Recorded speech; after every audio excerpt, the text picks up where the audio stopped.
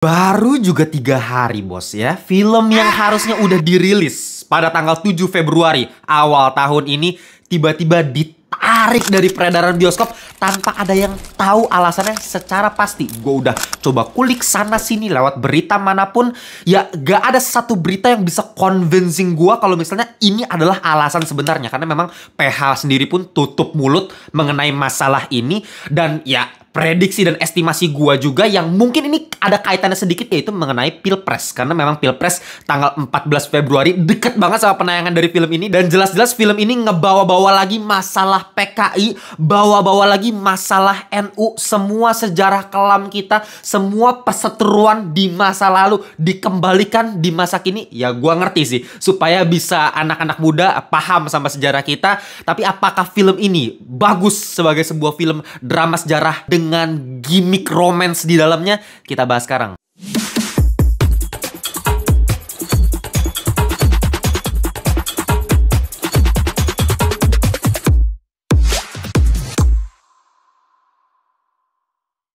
Welcome back to Ngelantur Indonesia. Skip nonton, skip, belum. Jangan lupa kalian semua bersama host kalian, Timothy Videhalo. Sesuai dengan yang tertera di Undang-Undang Ngelantur pada tahun 2023 bab 1 dengan judul Kode Etik ayat ke-12. Enggak lah, itu gue ngarang doang sumpah. Itu nggak ada sebenarnya. Cuma ya gue selalu bilang kalau misalnya review Ngelantur itu ada yang dibayar, gue harus ngomong di videonya ke kalian. Dan tepat sesuai prediksi kalian, review kali ini dibayar lagi. Ya harus gue akuin lah ya, Ngelantur itu salah satu konten kreator film yang miskin bos. Karena ya baru dikit PH yang mau bayar gue, yang mau support gue untuk ngasih kebebasan gue untuk review jujur. Karena lagi-lagi ya kalau kalian perhatiin masih banyak konten kreator di luar sana yang masih ngamuk-ngamuk gitu ya, gara-gara konten kemunafikan reviewer bayaran yang pernah gue buat waktu itu. Terus mereka dengan dalil ngomong, lah Ngelantur juga dibayar nih pas review ini. Ya emang gue gak ada masalah kalau misalnya dibayar. Emang kenapa kalau dibayar gitu? Lu nonton sampai habis makanya. Jangan cuma ngasal ambil satu potongan langsung lu ambil kesimpulan gitu ya. Kalau lu nonton video gue sampai habis udah jelas-jelas gue bilang kalau dibayar ya nggak apa-apa. Yang jadi masalah adalah kalau lu dibayar buat bagus-bagusin film yang harusnya jelek. Makanya sesuai dengan kode etik yang udah tertera di Undang-Undang Ngelantur tadi ya, kalau misalnya review dibayar, gue selalu bilang ya harusnya sih setiap video gue harus bilang ke kalian. Masa gue review filmnya terus dibayar sama PH-nya terus gue nggak ngomong ke kalian? Dan ya gue harus sampaikan gitu. Kalau misalnya bagus ya bagus, jelek ya jelek. Ya misalnya film ini PH-nya ngasih kebebasan gue untuk review apa adanya secara jujur, nggak usah muji-muji filmnya. Ya saya terimalah tawarannya. Makanya kita langsung masuk aja ke segmen review.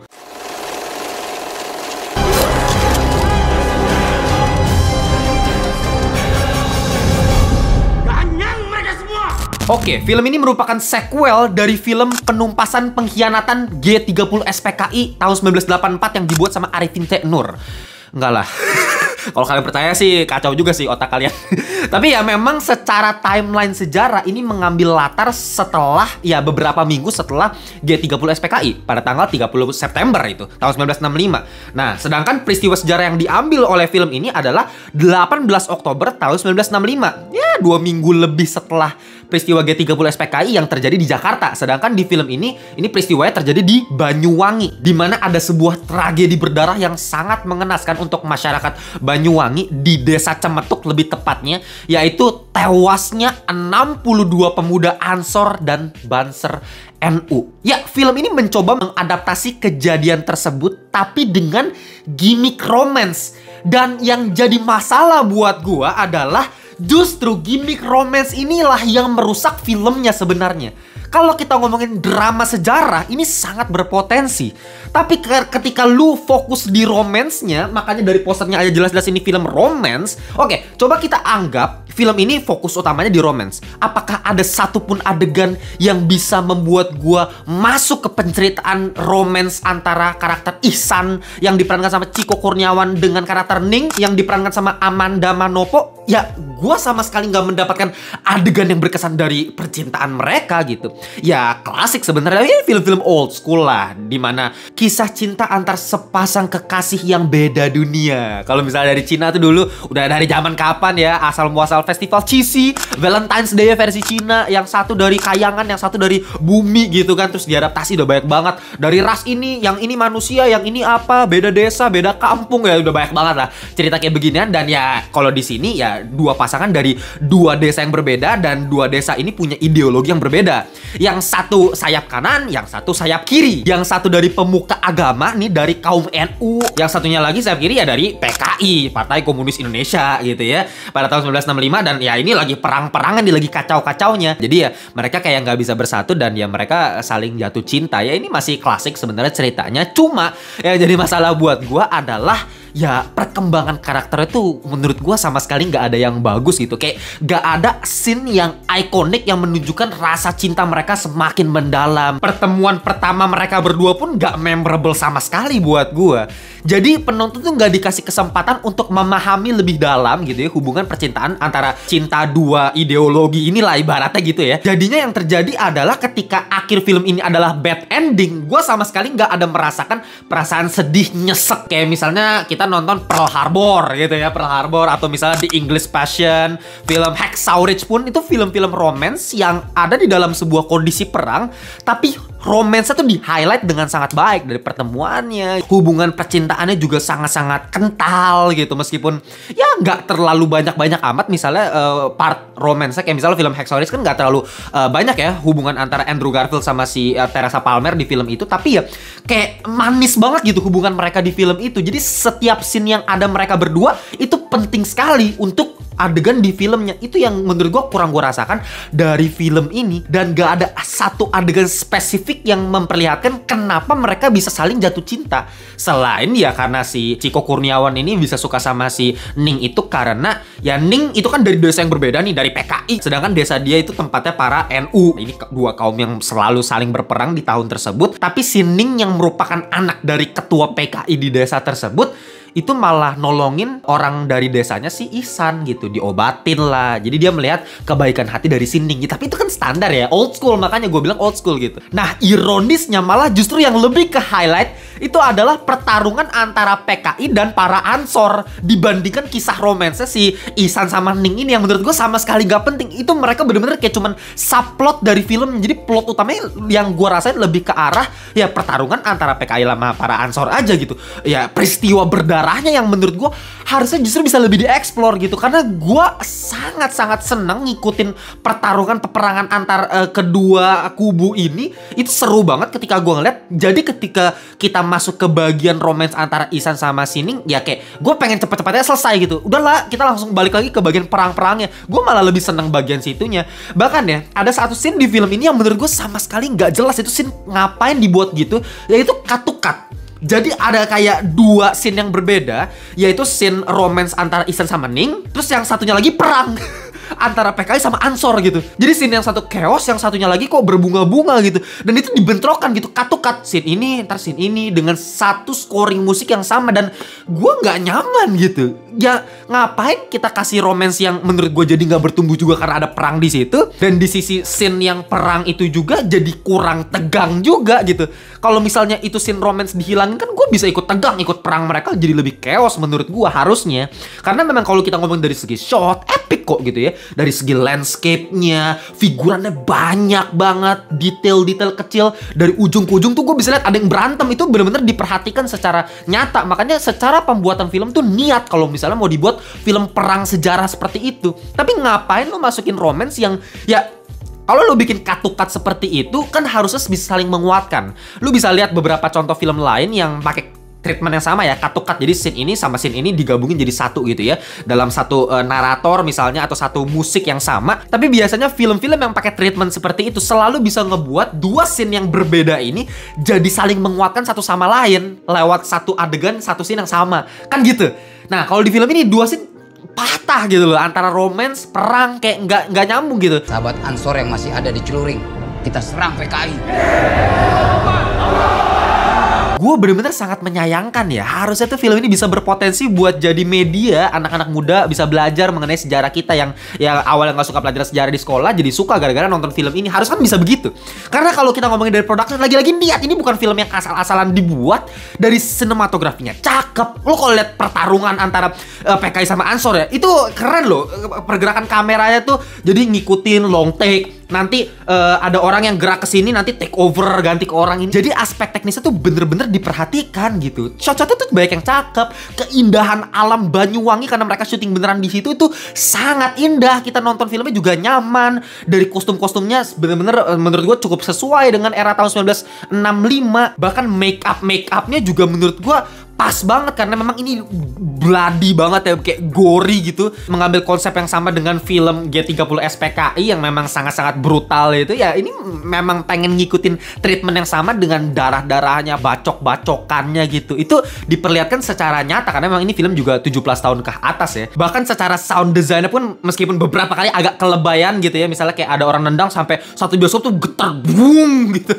Kayak belum lagi fightingnya Transformers atau Godzilla X Kong gue rasanya gitu. Tapi ya jadi kerasa modern gitu kan eksekusinya ya. Buat anak muda ini bisa jadi pembelajaran. Di sini juga ada ngomongin Gerwani, gerakan wanita Indonesia gitu. Di sini ada lagu genjer-genjer dinyanyikan juga.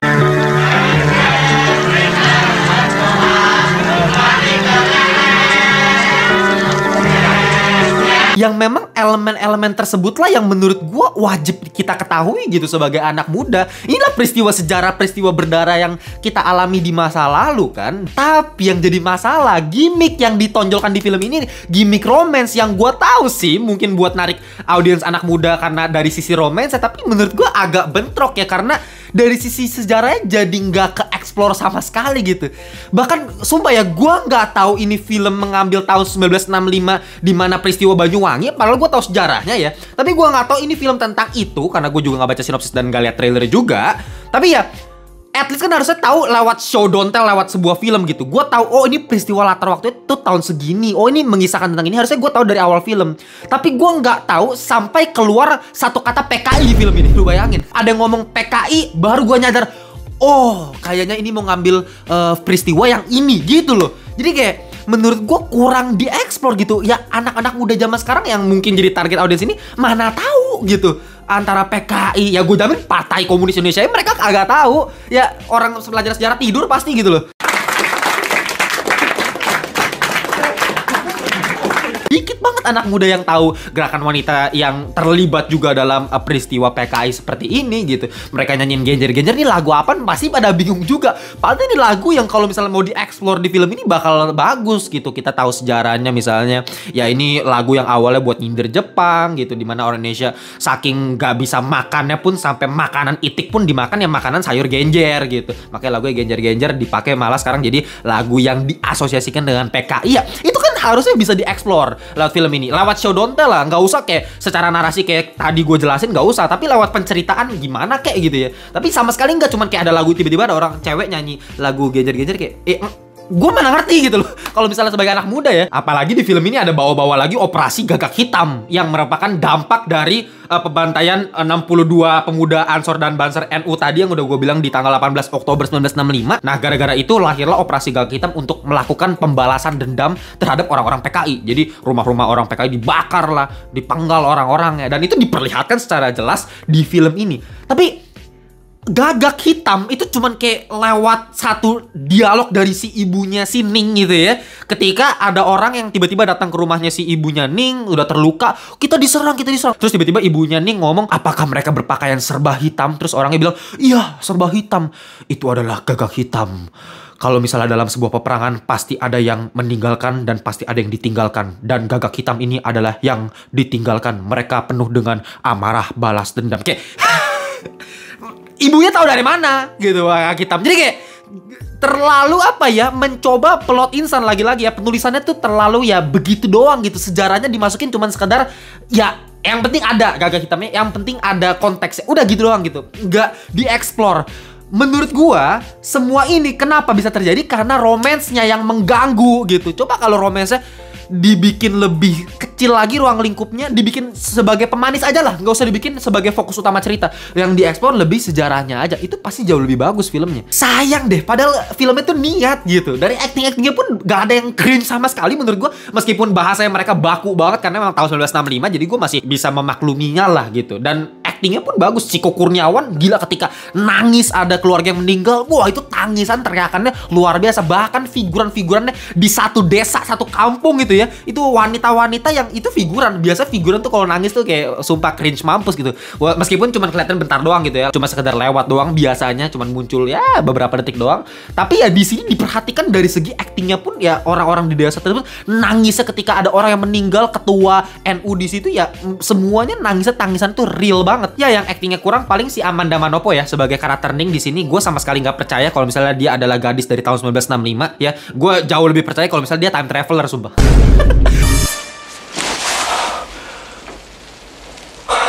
You're my mom. Karena dialognya masih modern banget. Itu yang masih gue perhatikan. Meskipun ya lagi-lagi nggak ada yang cringe. Itu yang paling penting, sumpah. Kalau dialog udah cringe, wah udah gue angkat tangan, udah langsung bisa jadi sampah tuh film gitu. Kalau misalnya memang dialognya cringe. Untungnya enggak sih. Meskipun ya masih kurang convincing sebagai film tahun 1965. Dan tentunya yang tidak bisa kita lupakan, influencer favorit kita semua, Reza Arab, Octavian, gamers ganteng idaman. Reza Arab, bos ya. Aduh, gue sumpah ya, mohon maaf nih ya kalau Bang Reza Arab nonton video gue kali ini ya, bukan actingnya jelek atau gimana. Lagi-lagi bukannya cringe, bukan yang fake banget juga actingnya. Ya paling agak lebay aja sih, agak lebay kayak dia sebagai antagonis kan, sebagai orang brengsek gitu, orang bangsat yang ngomongnya tiap hari jancok gitu mulu. Ya jadi orang tukang bully lah ya, itu sangat sesuai dengan wataknya Reza. Cuman memang kerasa di overin, dilebay-lebayin, dan kerasa memang dia bukan aktor gitu kan. Dia bukan aktor ya, emang pasti actingnya biasa begitu kalau yang bukan aktor beneran gitu. Tapi ya sebenarnya nggak ada jadi masalah. Cuman mungkin karena memang pesonanya si Reza Arab ini udah terlalu kuat, jadi ya mau dia ngapain aja gue ngakak mulu, sumpah ngelihat muka dia, sumpah dah. Sebentar lagi kamu itu cuma punya aku. Apalagi ada satu scene ketika dia lagi nunjuk orang terus dia jalan ke belakang gini-gini nih. Itu nggak banget sih gue, sumpah, mohon maaf nih. Tapi ya selebihnya nggak ada masalah actingnya. Dari segi color grading pun sebenarnya ya clean, cakep, indah. Cuman mungkin satu yang gue juga agak sedikit permasalahkan, gue nggak tahu kalian jadi masalah atau enggak ya, buat gue kurang jadul gitu ya secara color grading. Karena kalau kita perhatikan paling gampang misalnya series Gadis Kretek deh, kecoklatan, sepia warnanya itu ya, dan itu menimbulkan kesan yang jadul banget. Di film ini productionnya oke, niat gitu, bener-bener jadul, kostum-kostum semua diperhatikan, kasur, ranjang, kamar, rumah itu diperhatikan, tapi color gradingnya terlalu modern. namanya dia siapa? Ihsan. Paling sama scoring musik yang sebenarnya bagus. Gua rasa ya, ini prediksi gue ya, kayaknya scoring musik ini terinspirasi dari film Synthesis. Gue yakin banget scoringnya si John Williams tuh, itu mirip banget pakai biola itu. Sumpah kalau kalian dengerin.